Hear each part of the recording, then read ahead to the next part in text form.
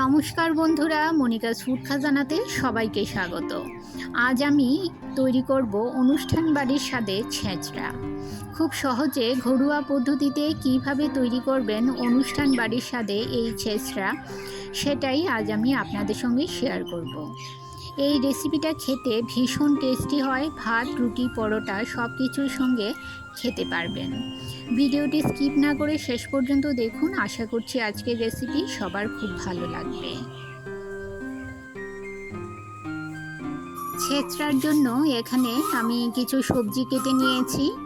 এখানে আছে দুটো আলু, একটা ঝিঙে, একটা মিডিয়াম সাইজের বেগুন, বরবটি, পুঁই ডাটার আগার নরম অংশগুলো নিয়েছি, আর নিয়েছি মিষ্টি কুমড়ো ও পুঁই শাক। সাধারণত সিজনাল সবজি দিয়েই এই রেসিপিটা তৈরি করা হয়। আমার হাতের কাছে যে সবজিগুলো ছিল সেটা দিয়েই আমি এই ছেঁচড়াটা তৈরি করছি।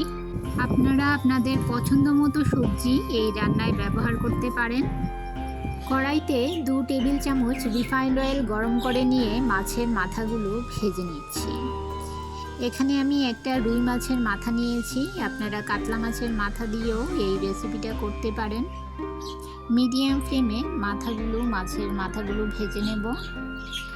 মাছের মাথা ম্যারিনেট করার ভিডিও ক্লিপটা ডিলিট হয়ে গেছে, তাই আপনাদের দেখাতে পারলাম না। মাথাগুলো ভেজে তুলে নিয়ে ওই তেলে আমি আলু ও কুমড়ো ভেজে নেব। আলুগুলো দিয়ে কিছুক্ষণ ভেজে নিয়ে এবারে আমি কুমড়োগুলো এর মধ্যে দিয়ে দেব। আলু ও কুমড়ো মিডিয়াম ফ্লেমে কিছুক্ষণ ভেজে নেব। বাকি সবজিগুলো ভাজবো না, বাকি সবজিগুলো একেবারে রান্নায় দিয়ে দেব। আমার চ্যানেল এখনও না সাবস্ক্রাইব করা থাকলে চ্যানেলটি সাবস্ক্রাইব করে পাশে থাকা বেল আইকনটি প্রেস করুন আর নোটিফিকেশন অল করে রাখুন, যাতে যখনই আমি কোনো ভিডিও আপলোড করি এর নোটিফিকেশন যেন সবার প্রথম পৌঁছে যায় আপনাদের কাছে। আলু ও কুমড়ো ভেজে তুলে নিয়ে আমি আরও কিছুটা তেল দিয়ে দিলাম, আরও 2 চামচ তেল দিয়ে দিলাম। এবারে ফোড়নে দিয়ে দেব 1 চামচ 5 ফোড়ন, 2টো শুকনো লঙ্কা আর 2টো তেজপাতা। ফোড়নটা মিডিয়াম ফ্লেমে কিছুক্ষণ ভেজে নেব। ফোড়ন থেকে যখন একটা সুন্দর গন্ধ বের হবে তখন এতে দিয়ে দেব মিডিয়াম সাইজের একটা কুচনো পেঁয়াজ।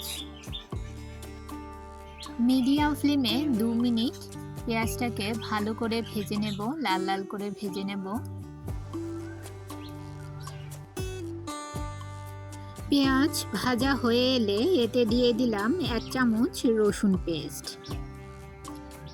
নেড়ে চেড়ে ভালো করে রসুনের পেস্টটা মিশিয়ে নেব। কয়েক সেকেন্ড পেঁয়াজ ও রসুনের পেস্ট ভালো করে ভেজে নেব, কয়েক সেকেন্ড নেড়ে নিয়ে এবারে এতে দিয়ে দিলাম টুকরো করে কেটে রাখা 2টো মিডিয়াম সাইজের টমেটো, আর এর সঙ্গে দিয়ে দিলাম স্বাদমতো নুন ও কালারের জন্য দিয়ে দিলাম 1 চামচ হলুদ গুঁড়ো ও 1 চামচ কাশ্মীরি লাল লঙ্কার গুঁড়ো।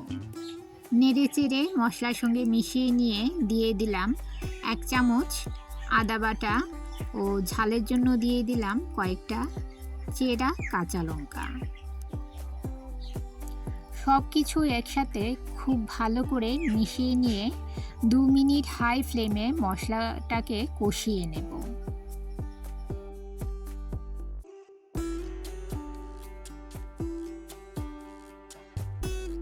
মশলা কষানো হয়ে গেলে এতে দিয়ে দিলাম কেটে রাখা সবজিগুলো। নেড়ে চেড়ে মশলার সঙ্গে ভালো করে সবজিগুলো মিশিয়ে নিয়ে কিছুক্ষণ ভেজে নেব। বন্ধুরা, আমার চ্যানেলের রেসিপিগুলো যদি আপনাদের ভালো লেগে থাকে তাহলে একটা লাইক ও একটা কমেন্ট করে জানাবেন। আপনার একটা লাইক ও একটা কমেন্ট আমাকে আরও উৎসাহিত করে নতুন নতুন ভিডিও বানাতে। সবজিগুলো অনেকটাই মজে গেছে দেখুন। এবারে আমি আগে যে আলু ও মিষ্টি কুমড়ো ভেজে রেখেছিলাম সেই আলু ও কুমড়োটা এই সবজির মধ্যে দিয়ে দিলাম।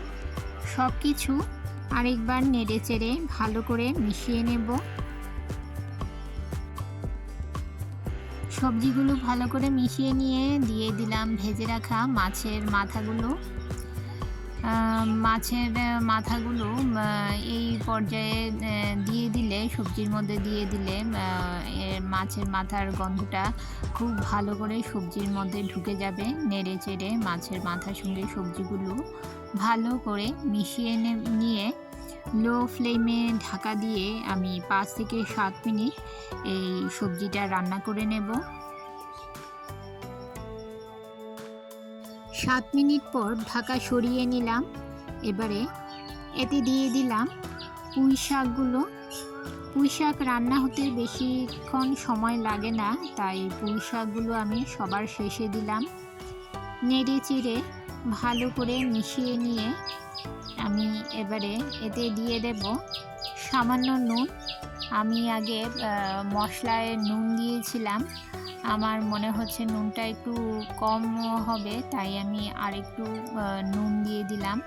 আপনারা নুনের পরিমাণটা বুঝে দেবেন। নেড়ে চেড়ে ভালো করে মিশিয়ে নিয়ে দিয়ে দিলাম সামান্য চিনি। যেহেতু টমেটো আছে তাই স্বাদটাকে ব্যালেন্স করার জন্য দিয়ে দিলাম সামান্য চিনি।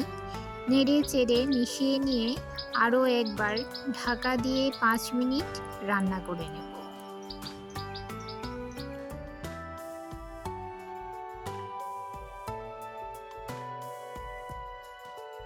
5 মিনিট পর দেখুন সবজিগুলো খুব ভালোভাবে রান্না হয়ে গেছে। সবজি থেকে জলও ছাড়ছে। ঠান্ডা হওয়ার পর যাতে সবজিতে জল না থাকে তাই এতে দিয়ে দিতে হবে সামান্য ময়দা। আমি এতে হাফ চামচ ময়দা ছড়িয়ে দিলাম। খুব ভালো করে সবজির সঙ্গে ময়দা মিশিয়ে নিতে হবে। এই ছেঁচড়াটা কিন্তু শুকনো শুকনোই তৈরি হবে, এতে আমি কোনো রকম জল ব্যবহার করিনি। সমস্ত কিছু নেড়ে চেড়ে খুব ভালো করে মিশিয়ে নিয়ে সবশেষে এতে দিয়ে দিলাম 1 চামচ ভাজা জিরে গুঁড়ো। ছেঁচড়া রান্নায় এই ভাজা জিরে গুঁড়ো দিলে এর স্বাদ দ্বিগুণ বেড়ে যায়। নেড়ে চেড়ে খুব ভালো করে মিশিয়ে নিয়ে এবারে আমি গ্যাসের ফ্লেম বন্ধ করে দেব। দেখুন কত সুন্দর লাগছে দেখতে। এবারে 2 মিনিট ঢাকা দিয়ে রেখে দেব স্ট্যান্ডিং টাইম। আপনাদের পরিবেশন করে দেখাচ্ছি, দেখুন কতটা লোভনীয় হয়েছে এই ছেঁচড়া রেসিপি। দেখতে যতটা সুন্দর, খেতে তার থেকেও বেশি সুস্বাদু এই ছেঁচড়া। যারা খেয়েছেন তারা জানবেন এই ছেঁচড়া কতটা টেস্টি হয়। আর যারা এখনও খাননি তারা অবশ্যই একবার বাড়িতে এই প্রসেস ফলো করে রান্না করে দেখবেন। আর কেমন হয়েছে অবশ্যই আমাকে কমেন্ট করে জানাবেন।